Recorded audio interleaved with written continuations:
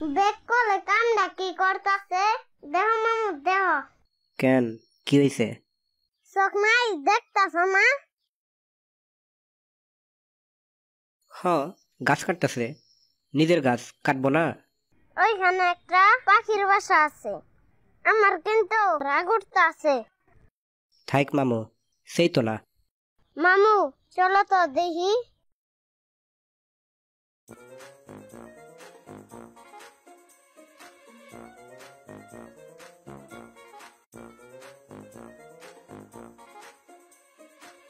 কাকু সব গাছ তো কাটে ফেলাইছেন, রাত হলে হাগু করবেন কই? মামু এগুলা কি কও? কি আর কমু, মাথার মধ্যে খালি কিরিং কিরিং করে। বাড়িতে টয়লেট আছে, এরপরেও ঝুপঝাড়ের আড়ালে গাছের নিচে রাইতে হাগু করে। আরে বাদ দাও, এইসব তোমারে কে কইছে? কেউ কই নাই, কিছুদিন আগে জানালা দিয়ে দেখলাম সব গাছ যে কাটে ফেলাইতাছেন।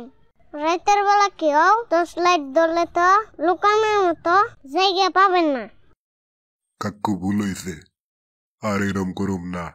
আসলে পুরানো অভ্যাস তো, খোলা জায়গার মজাই আলাদা। গাছ যে কাটতাছেন একটা গাছও লাগাইলেন না, দুনিয়াটা তো ধ্বংস করে ফেলাইতাছেন। আচ্ছা কাকু, কালি লাগাবো নতুন গাছ। তা কাকু কই গেছিলা? এসব ফাও ফসল পাইলেন না, এই গাছের উপর একটা পাখির বাসা আছে, ওটা আগে নামাই দেন। কতগুলো পাখি গাছের উপর বসে কিচিরমিচির করতো।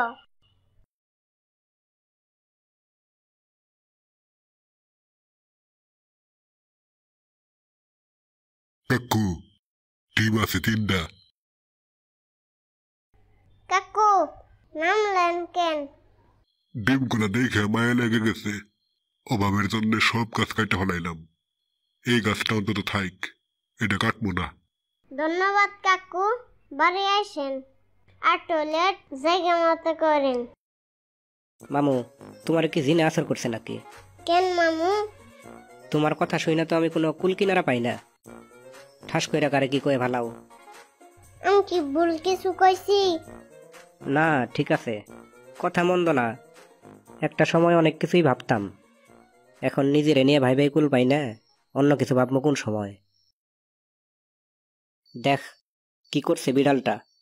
বিড়াল কও কেন? ওর নাম এস। হাগু করছে নাকি? অল্প একটুই তো করছে। তোমার না কইছি একটা পটি কিনানতে, খালি তো ভুলে যাও। এই ডেরে গোয়াল ঘরে রাইখা আসতে কইছি না?